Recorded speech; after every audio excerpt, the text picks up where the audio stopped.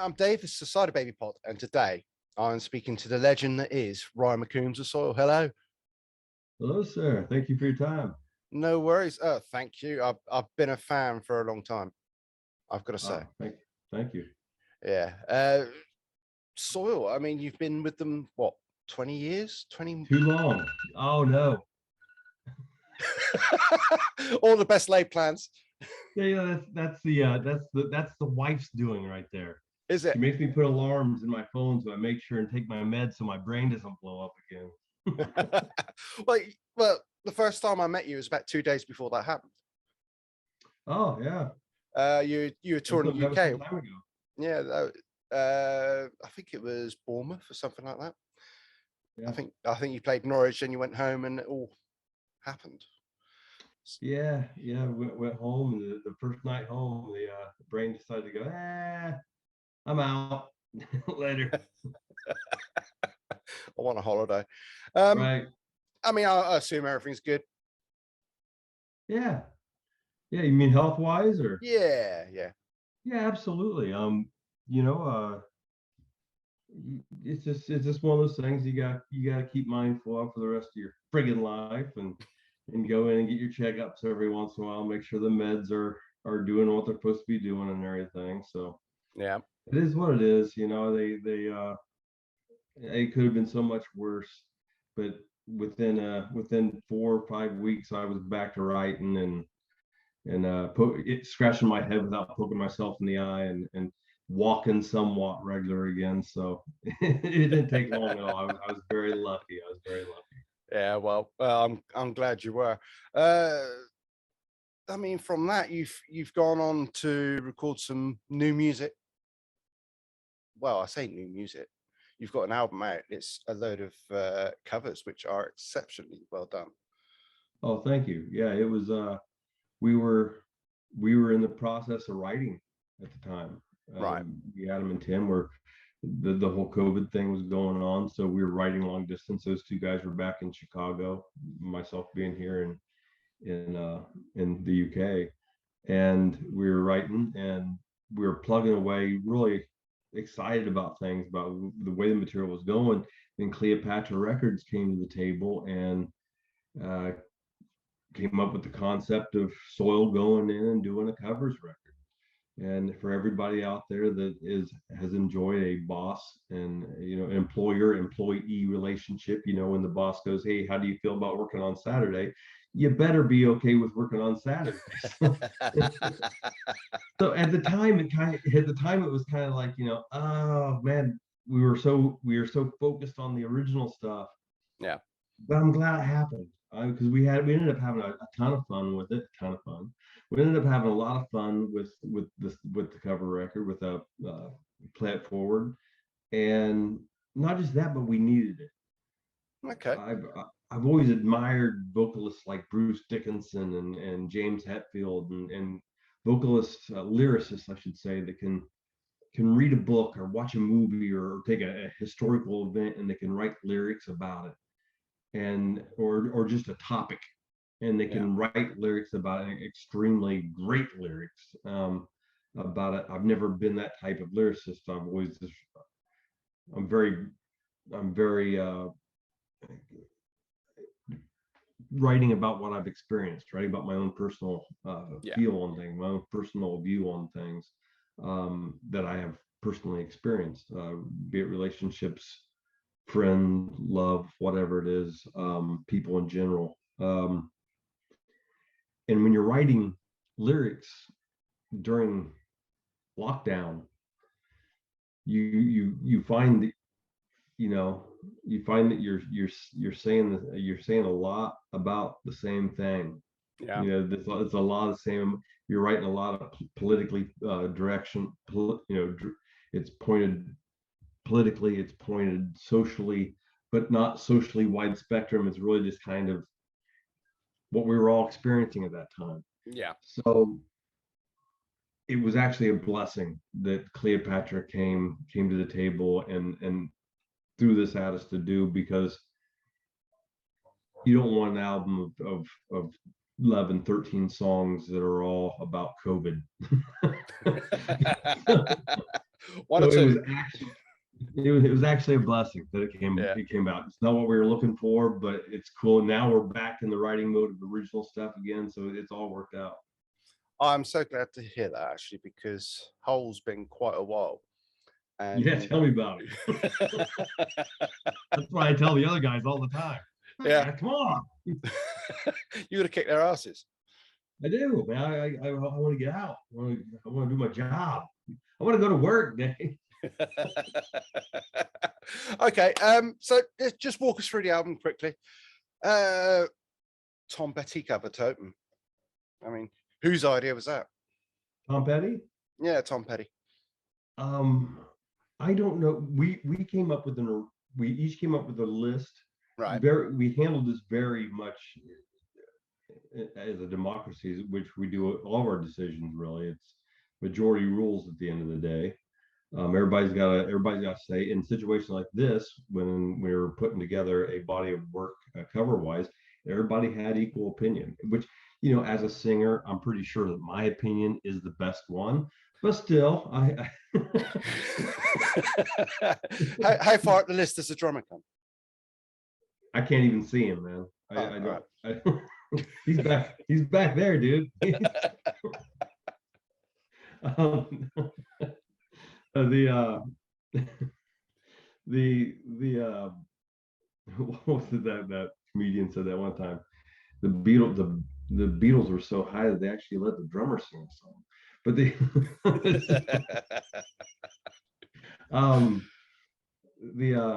but everybody's got to say. And so we originally came, each one of us came up with a list of songs, and that's how we came up with our first list, you know, our first little grouping of material. Yeah. And funny enough, Tom Petty was on like 3 of the 4 lists. Okay. So that was a unique happening, because it didn't happen. It was only like maybe 2 or 3 artists. I shouldn't say artists, but 2 or 3 songs that you could say that about. But there were 3 of us that had that same thought of, I bet we could do that. That'd be cool. I think it was more so just hearing that song done with the guitar tones of Adam, you know, Adam's guitar tones on it and everything. Yeah. The curiosity, and we all grew up loving Tom Petty. So it was that was one of those artists that found its way on, like I said, 3 of the 4 lists. So we gave it a try, which me and Adam tried pretty much every song on all the lists. Well, we consolidated down those 4 lists, consolidated down to what was most commonly brought up, and we tried those songs, and some songs worked, some songs didn't, and then and we just kept adding to it with thoughts. And still to this day, man, I'm riding down the street in the car and I hear a song and I'm like, why didn't we think of that one? You know? Maybe for volume 2, but you know. Yeah, dude, I would love the chance. I would love the chance to do it, but just base it all on my opinion. Yeah. Moving swiftly on. I see Black Betty made the list, which is a pretty bad chat too. Black Betty was a request from the label. Right. They wanted us to revisit Black Betty, kind of give it a 2020, 2021 at the time, 2022, whatever you want to call it, a revisit of it, kind of like bring it back to life. And so we happily obliged to that, because it's always been a song, it's always been a crowd favorite live. Yeah. So it was, why not throw it on there? It's interesting actually. You've got quite a mix. I can understand Thunder Kiss, Rockin' the Free World and Monkey Wrench, because they're quite well-known songs. They're good songs. They're great songs. But you've also picked a Prong song and a Helmet song, which yes, they're well-known, but they're more of your early beginnings, shall we say, than they are of your early childhood listening. Would that be right? Sure. They were. I think that album, that Prong album, was just that at least in my niche, in small Podunk, Indiana, in Flat Billy Central, because there's no hills in Indiana, so we're all flat billies. So in Flat Billy Central, it came from a town of one stoplight, two cop cars, it looked like Mayberry from the old TV show type town. Being brought up in that area, that album, at least for me, I don't want to speak for the rest of the world, but for me and my surroundings, that album was that was an incredible album that Prong put out. And so when I think it was Tim brought up the idea of snap your fingers, snap your neck, it was a quick, yeah, let's do that. That's cool. And I think it was Adam that came up. It was either Adam or I think we came up at the same time. I don't forget who mentioned it first, but we each had it as an idea with Unsung. Yeah. And same type of thing. That was just one of those tunes that for us was a staple of our love for that genre of music. Mm. When we were trying to get somewhere with it ourselves. They were cool tip of the hats to the tunes that we enjoyed listening to. Just going back to that sort of era, when Scars came out, did you ever think it would be as big as it was? No, I mean, you always hope. Back then, I quickly, jokingly, but honestly described the town that I grew up in. And the joke said with a tear in the corner of your eye, as a musician coming from that area of the world, was the only way you're going to get noticed is if David Geffen's airplane crash lands on Main Street. There's no, while you happen to be jamming in your bedroom, there's no chance. So for me personally, every accomplishment just meant that there was another rung on the ladder that I needed to reach for. So I was so consumed. I moved to Chicago. I lived in a garage through Chicago winters and Chicago summers for nearly 3 years, which meant you woke up in a puddle of your own sweat in the summer, or you woke up and had to scrape the frozen saliva off the side of your face in the Chicago winters. I lived, and it's not any like, oh, Pat, no, I lived, and I'm glad I did, but I lived one of those old school rock stories of whatever it took, just scrounging for 99 cents so I could afford a chili cheese burrito from Taco Bell for my day's meal. That was life back then.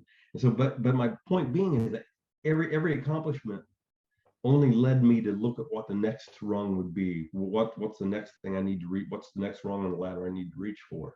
So even when Scars, when the opportunity to do the demo that the Halo was on, the album Scars that Halo was on, no matter how great each accomplishment felt, and no matter how great it felt to reach each rung, I was always concentrated on tomorrow. And so I don't think I ever stopped at the time to think that, yeah, this is going to be it. To me, it was like, what do we need to do? What do I need to wake up tomorrow and do? Yeah. Build off of today in order to get to where I want to go.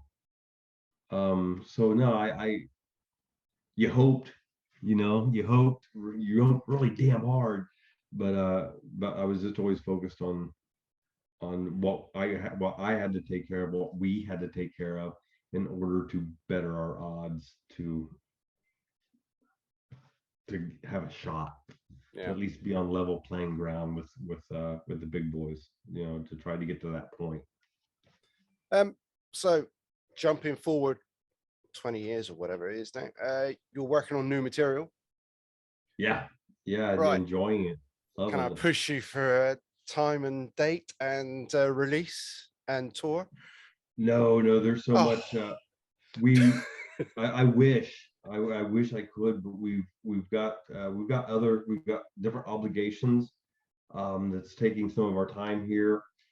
There's other issues that the band has encountered. I don't know if you're aware. We had festival dates and show dates booked in the U.S. Right. That we had to cancel due to a situation within the band. I can't. I'm not at liberty to go into No, details. that's fine. It's not my place to do so. But to avoid any concern, the good thing is we're on the other side of that now.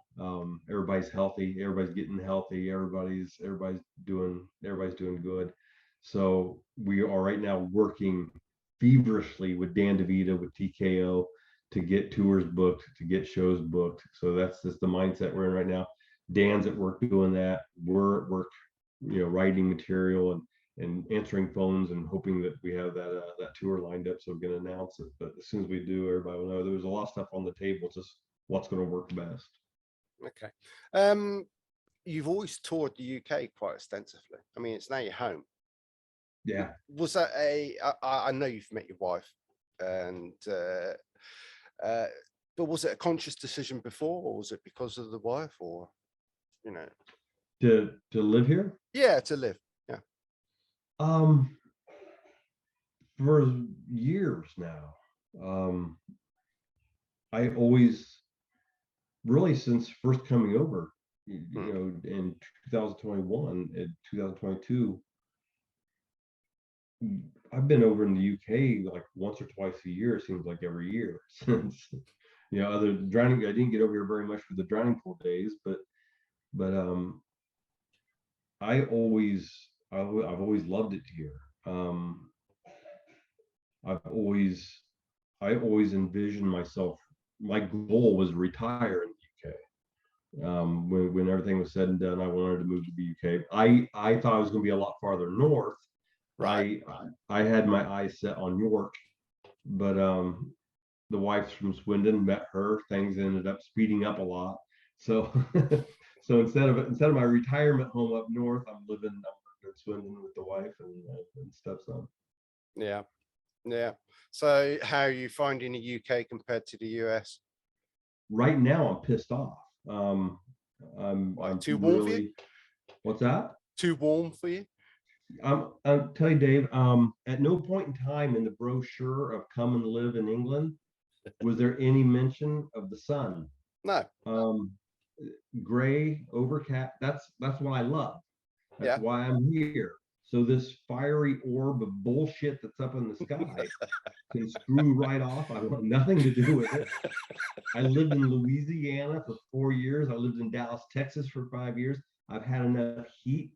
I've had enough sweating for the rest of my life. I love the overcast. I love the fact that I love the weather that England is known for, not this horse shit. Well, we try our best, but obviously we get it wrong a few times. But okay. So when is the new album due out? The 26th of August, and it's cool. It's the bad thing with the stuff that the band's been dealing with internally is that we weren't, like I said, we had to cancel a lot of plans that we had laid out. So I was racking my brain of something cool to do. So what I've done with the help of a pub here I'm getting acclimated. It's a pub. It's not a bar, Dave. It's a pub. Yeah, it's a pub. with my personal favorite little watering hole here in Swindon. On the 26th, the night of the 26th, the release day, we're doing an old school listening party where we'll throw the album on, listen to it front to back, and just it's open, free entry. Doesn't cost anything, but just something cool to give soil fans a reason to get together and have some drinks and have a good time. It's like 5 minutes away from the train station, or a 4-minute stumble, depending on how many beers you have. So I'm looking forward to it. It's going to be fun, guys. It's something we used to do back in the day all the time. Yeah. Back when back when the industry was a little different, you always had listening parties and release parties and everything like that. And I haven't had one of those in I don't know how many albums. So things didn't work out as far as having a show that night, but I was like, here's something we can do, something something to be fun. So we're Brilliant. putting that on at the waiting room here in Swindon on release night. Yeah, they can find details on the website, I assume. Yeah, I've been plastering it everywhere I can just to let people know about it. Yeah, I did hear you got caught for fly pitching. You know, What's that? I did hear you get caught for fly postering. You know, Yeah, yeah. it's just one of those things. You know, got to be done, I suppose. You do. You got to get the word out as much as you can. I will touch on one thing. Some of your social media ramblings, I think it's probably the best word to describe it, are absolutely awesome. Yeah, I love them. It's just so random and so true to the point as well. Are you considering putting that into a book someday? I've worked on it. The problem here is that I have about 5 books all in the works, Okay. and none of them, only one of them is complete. And it's a book that I wrote that really, it's about 37. It's 37 stories from my life on the road and my life in music in general. And it was really difficult to write because I didn't want to. I wanted to be very honest, which the book is, but at the same time, you have to pick. You have to pick how wide or how in depth you get into certain stories because you don't want to cause anybody else to get a divorce. So you don't want to cause anybody. You don't want to cause myself or anybody else any like legal issues. Yeah. So it was a difficult book to write. So that's probably the one that is most ready to do something with. I would love to capture, because I've had so many requests of people that are familiar with the rants that you're mentioning, referencing. I've had so many people comment that they'd love to see a book of that, but I just don't. I love the fact that there's people out there that whose mind works the same as mine. It also scares the hell out of me that there's people out there whose minds work the same as mine. Yeah. I don't know how many publishers are out there whose mind works the same as mine. Probably not many. And as you know, punctuation and proper sentence structure and paragraph proper structure whatsoever is not my strong point when it comes to writing.